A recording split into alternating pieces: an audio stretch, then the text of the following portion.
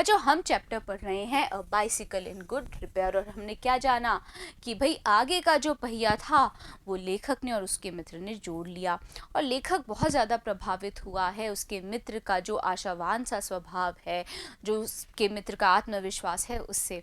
चलो जानते हैं अब आगे क्या हुआ साइकिल के साथ और करते हैं इस चैप्टर के छठे भाग की शुरुआत। Thus encouraged, he set to work to refix the gear case. अब बच्चों चूंकि जो मेरा मित्र था वो प्रोत्साहित हो गया था मेरी इन बातों से, उसने आरंभ किया वापस से जोड़ना गियर केस को भी। भाई गियर केस भी तो निकाल दिया था ना उसने। He stood the bicycle against the house. उसने साइकिल को घर के सहारे खड़ा किया and worked from the off side. और फिर वो दाहिनी ओर से साइकिल की दाहिनी ओर से काम करने लगा। Then he stood it against a tree. फिर उसने साइकिल को खड़ा किया पेड़ के सहारे and worked from the on side. और फिर वो साइकिल की वापस से दूसरी तरफ से काम करने लगा।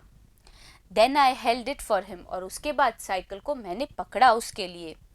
While he lay on the ground with his head between the wheels. तो मैंने कब पकड़ा? जब मेरा मित्र जमीन पे पड़ा हुआ था और दोनों पहियों के बीच में उसका सर था। And worked it from below. और फिर मेरे मित्र ने क्या किया? नीचे से भी उस गियर केस को जोड़ने का काम किया। And dropped oil upon himself. और फिर मेरे मित्र ने गिरा दिया तेल अपने ही ऊपर। अब बच्चों देखो यहाँ पे क्या क्या शब्द हमने पढ़े हैं, कहानी में आगे बढ़ने से पहले उन्हें रिवाइज करते हैं। सबसे पहला है एनकरेज्ड, यानी कि प्रोत्साहित हुआ या फिर प्रोत्साहित किया। रीफिक्स मतलब दोबारा जोड़ना। ऑफ साइड मतलब दाहिनी ओर। ड्रॉप्ड मतलब गिराया। Then he took it away from me, उसके बाद उसने वो साइकिल मुझसे ले ली। And doubled himself across it till he lost his balance, और उसके ऊपर बैठा जब तक उसने नहीं खो दिया अपना संतुलन। And slid over on to his head, और वो फिसल के नहीं गिर गया अपने सर के बल। Then he lost his temper, और तब बच्चों जब वो फिसल के गिर गया ना मेरा मित्र, तब उसे बहुत ज्यादा गुस्सा आया, उसने अपना आपा खो दिया।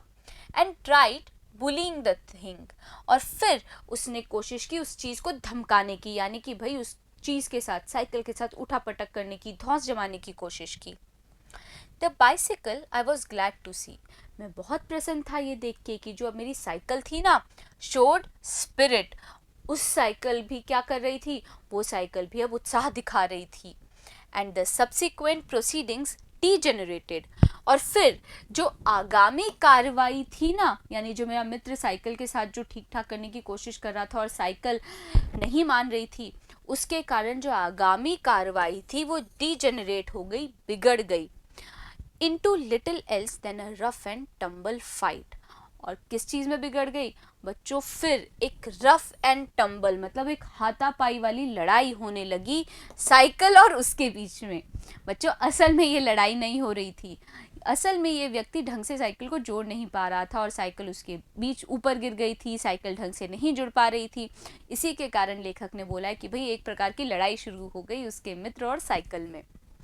One moment the bicycle would be on the gravel path, तो बच्चों एक क्षण को तो क्या होता, वो साइकिल उस कंकरीले पाथ पर, मार्ग पर होती।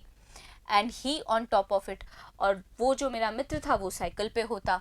एंड द नेक्स्ट, पर उसके बाद स्थिति बदल जाती, the position would be reverse, जो स्थिति थी वो उलट जाती। अब उलट के स्थिति क्या हो जाती वो हम जानेंगे, पर पहले क्या करेंगे, मीनिंग्स को रिवाइज करेंगे। देखिए, लॉस्ट मतलब खो दिया, बैलेंस मतलब संतुलन, स्लिड मतलब फिसला, लॉस्ट टेम्पर मतलब आपा खो दिया, ट्राइड यानी कि कोशिश की, बुलिंग मतलब धमकाना या फिर धौंस देना, ग्लैड यानी प्रसन्न, स्पिरिट मतलब उत्साह या फिर आत्मा, सब्सिक्वेंट मतलब आगामी, प्रोसीडिंग्स यानी कि कार्यवाही, डीजेनरेटेड मतलब बिगड़ गई, रफ एंड टम्बल। बच्चों ये टफ एंड टम्बल लिखा है, ये होगा क्या यहाँ पे, rough, ROUGH, rough and tumble मतलब हाथापाई।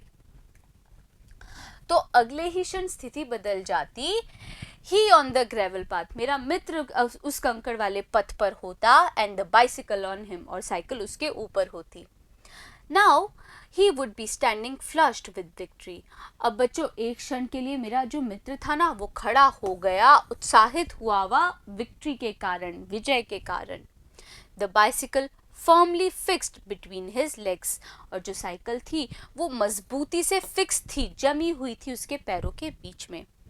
बट हिज ट्रायम्फ, पर उसकी ये जो जीत थी, वुड बी शॉर्ट लिव्ड, वो उसकी क्या थी भाई, थोड़ी ही आयु थी, अल्प आयु थी मेरे मित्र की वो विजय। By a sudden quick moment it would free itself, भाई अचानक से एक तेज हरकत के साथ साइकिल खुद को मुक्त करा लेती थी। एंड टर्निंग अपॉन हिम, और जो साइकिल थी वो टूट पड़ती थी मेरे मित्र पे। Hit him sharply over the head, मेरी साइकिल ने तेजी से मेरे मित्र को उसके सर पे मारा, with one of its handles, अपने एक हैंडल से। तो भाई साइकिल भी ठीक होने की कोशिश नहीं कर रही है, वो बस मेरे मित्र को अब चोट पहुंचाने की कोशिश कर रही है बच्चों। तो मज़ेदार सा लग रहा है ये chapter.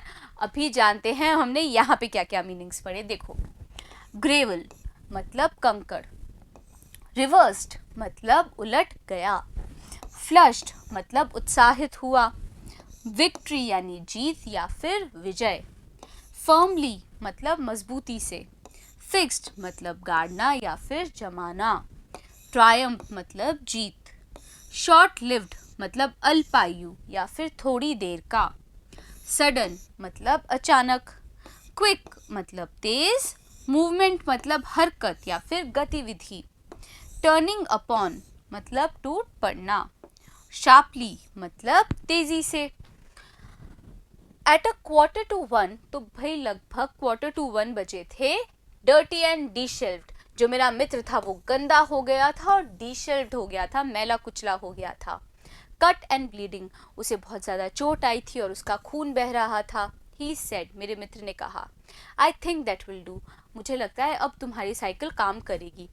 And rose and wiped his brow, और फिर जो मेरा मित्र था वो खड़ा हुआ और उसने पोंछा अपनी भवों को। तो बच्चों जो साइकिल बिल्कुल ठीक अवस्था में थी उसे जबरदस्ती ठीक करने की कोशिश की इसके मित्र ने, इस लेखक के मित्र ने, और इस चक्कर में खुद ही गंदा हो गया और उस साइकिल के भी कुछ पुर्जे इधर उधर हो गए। The bicycle looked as if it also had enough of it, तो बाइसिकल को देख के ऐसे लगा कि भाई इसने भी अब बहुत ज़्यादा सहन कर लिया हो। Which had received most punishment, it would have been difficult to say. अब बच्चों ये बहुत मुश्किल है कहना कि इन दोनों में से, मतलब साइकिल और मेरे मित्र में से, किसे ज़्यादा दंड मिला। I took him into the back kitchen where, मैं फिर मेरे मित्र को पीछे के रसोई में लेके गया। So far as was possible, जितना संभव हो सके उतना, he cleaned himself, मेरे मित्र ने खुद को साफ किया। Then I sent him home, और फिर मैंने मेरे मित्र को घर भेज दिया। तो बच्चों यहाँ पे देखिए क्या क्या हमने शब्द पढ़े हैं। डर्टी मतलब गंदा, डिशेल्व्ड मतलब मैला कुचला, ब्लीडिंग मतलब खून बहते हुए, वाइट मतलब पोंछा, ब्राउ मतलब भौं, रिसीव्ड मतलब प्राप्त किया, पनिशमेंट मतलब दंड, पॉसिबल मतलब संभव, और क्लीन्ड यानी कि साफ किया। तो बच्चों मज़ेदार लगा ना आपको ये चैप्टर।